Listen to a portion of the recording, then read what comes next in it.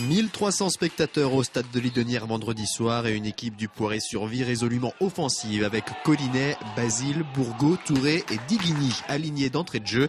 Les Genoux réalisent une bonne entame de match avec plusieurs situations dangereuses. Collinet, Touré ou encore Diguigny se montrent menaçants, mais les tentatives ne sont pas cadrées. Du côté de Dunkerque, pas de grosses occasions, mais les visiteurs sont à l'affût de la moindre erreur des Vendéens. À la demi-heure de jeu, coup franc très intéressant pour le Poiré, mais Dufaux ne cadre pas. La fin de première mi-temps est beaucoup moins intéressante avec de nombreuses fautes qui empêchent le jeu de se développer. Juste avant la pause, Bourgault lance Collinet plein axe, mais l'attaquant pousse trop son ballon. Les deux équipes retournent au vestiaire sur un score nul et vierge. C'est une bonne première mi-temps, on est un peu mieux par rapport aux autres matchs. Je pense qu'ils ont fait une bonne entame de match.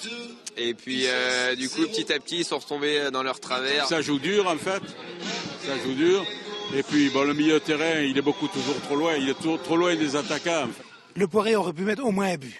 Derrière, c'est un peu fébrile encore au Poiré, mais bon, ça va venir avec à la longue. On y croit encore, mais bon, c'est compliqué. Au mieux, ils peuvent marquer sur coup de pied arrêté, mais à mon avis, dans le jeu, ça sera compliqué. Début de seconde période timide pour les deux équipes. Il faut attendre la 57e minute pour voir une occasion. Et elle est à mettre au crédit du Poiré avec une frappe de Collinet boxée par le gardien de Dunkerque, Jean-Christophe Bouet. 63e minute, le Dunkerquois Tamboura élimine Luzinga avant de servir Boudot qui frappe de l'extérieur du pied droit. Le ballon termine sa course dans le petit filet de Pichot et ça fait 1-0 pour Dunkerque. Encore une fois, le Poiré doit courir après le score.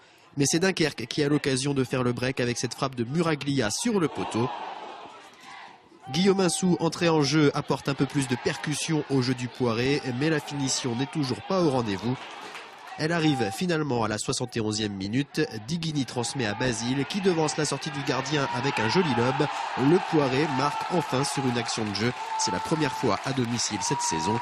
Un but partout, les Genoux semblent revigorés, mais ils vont être coupés dans leur élan 2 minutes plus tard. Violent tacle de Dufaux, sanctionné par un carton rouge direct. Le Poiré va devoir jouer 20 minutes à 10 contre 11. En supériorité numérique, les Dunkerquois savent qu'ils ont un coup à jouer, mais leurs deux dernières occasions ne donnent rien. Pas plus que cette dernière action du Poiré et cette frappe de Basile qui passe au-dessus de la barre transversale. Score final, un but partout, toujours pas de victoire pour les Genoux qui doivent se contenter d'un point. Un moindre mal pour une équipe certes toujours malade, mais qui n'a pas vu son état empirer ce vendredi soir.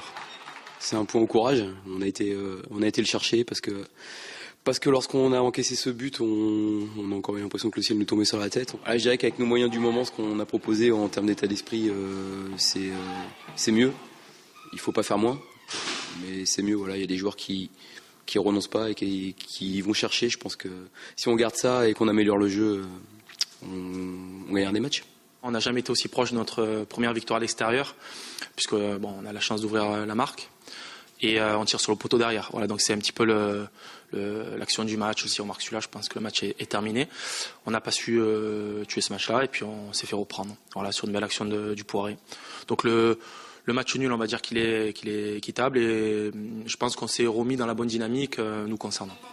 La situation du Poiré est toujours critique, mais elle aurait été encore plus grave en cas de défaite. Les Genoux doivent continuer à panser leur plaie et se projeter vers leur prochain déplacement dans 2 semaines à Colomiers.